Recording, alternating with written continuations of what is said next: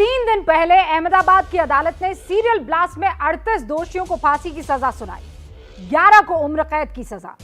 इन 49 दोषियों में कम से कम 10 उत्तर प्रदेश के रहने वाले हैं, 7 तो अकेले आजमगढ़ के हैं। वही आजमगढ़ जो दिल्ली के बाटला हाउस एनकाउंटर के बाद सुर्खियों में आया था।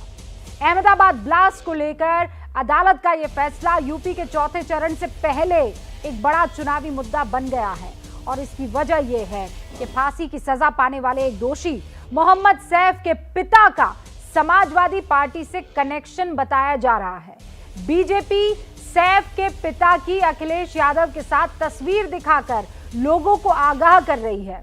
आतंक के मुद्दे पर समाजवादी पार्टी को घेरा जा रहा है।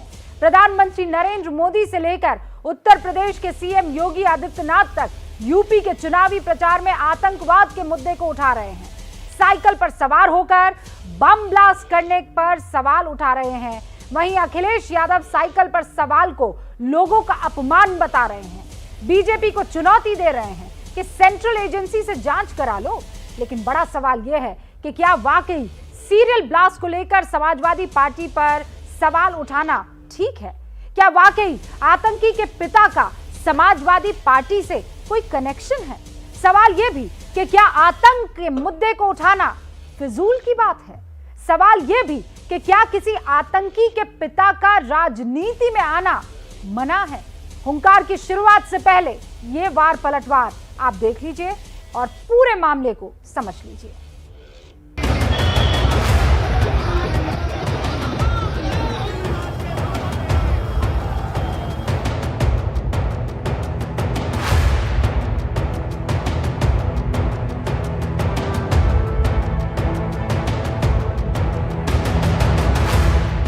यहां समाजवादी पार्टी का जो चुनाव सिंबल है ना, उनका चुनाव का निशान है।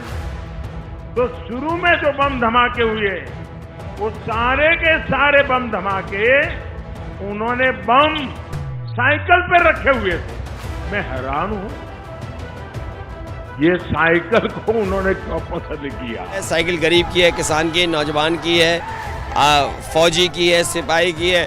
साइकिल हमारे गरीब की शान है, गरीब की साधन है। तो इसलिए कोई अगर अपनी नाकामी पे वोट मांग रहा हो तो मैं उससे कुछ नहीं कह सकता। फिजूल की बातों का तो जवाब देने का तो मुझे की जरूरत ही नहीं पड़ती, क्योंकि मैं समझती हूँ कि ये फिजूल की बातें हैं। उनको भी मालूम है कि ये सच नहीं है। वो चुनाव की वजह से कह रहे हैं। हम उनसे कह रहे हैं कि जो यहाँ पे समस्याएं हैं, महंगाई है, बेरोजगारी है, यहाँ पे छुट्टा जानवर की बहुत बड़ी समस्या है, इनके बारे में क्या कर रहे हैं? अभी 2 दिन पहले ही अहमदाबाद बम धमाके के दोषियों को सजा मिली है। अनेक आतंकवादियों को फांसी की सजा मिली है।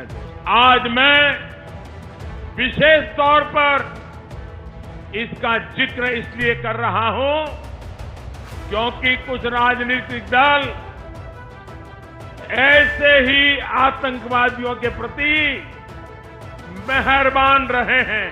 ये देश की सुरक्षा के लिए बहुत खतरे की बात है। गुजरात की एक न्यायालय ने 38 आतंकवादियों को फांसी की सजा दी है और भाइयों बहनों, उनमें से 8 लोगों का संबंध उत्तर प्रदेश के आजमगढ़ से है। मैं अब्बा जान तभी बोलता था क्योंकि मैं इनकी हरकतों को देखता था कि कुछ भी हो जाए, जिन साइकिलों पर बैठ करके जगह जगह विस्फोट होते हैं, बमबाजी होती थी, उन साइकिलों को तो पंचर ही करके रहेंगे, उनको नहीं।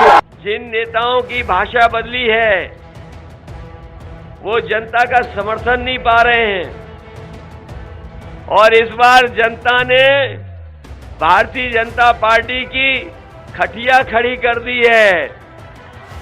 इसीलिए इनके बयान घटिया आ रहे हैं। जो इनका छोटा नेता है वो छोटा झूठ बोल रहा है, जो बड़ा नेता है वो बड़ा झूठ बोल रहा है और जो सबसे बड़ा नेता है वो सबसे बड़ा झूठ बोल रहा है। कि अहमदाबादी हमले के तार समाजवादी पार्टी से जुड़े हैं और जिन 49 लोगों के खिलाफ ये बात आई है, उनमें से जो एक मास्टरमाइंड की मैं अगर बात करूं, ऐसे हैं मोहम्मद सैफ पुत्र शाबाद अहमद मिस्टर समाजवादी पार्टी नेता। आजमगढ़ को आतंकवादियों का गढ़ बनाने का काम जिन लोगों ने किया है, क्या उस पर समाजवादी पार्टी अपनी चुप्पी तोड़ेगी? और जहां तक सवाल अनुराग ठाकुर का है, वो मंत्री हैं। जिस समय की घटना हुई होगी ब्लास्ट, उसी के आसपास हमें और वो सब लोग एक गाड़ी में बैठ करके डिफेंस की ऑफिस में गए थे। वहां पर टेरिटोरियल आर्मी की कोई बहुत ट्रेनिंग थी। अगर मैं आतंकवादी हूं तो वो भी आतंकवादी होंगे।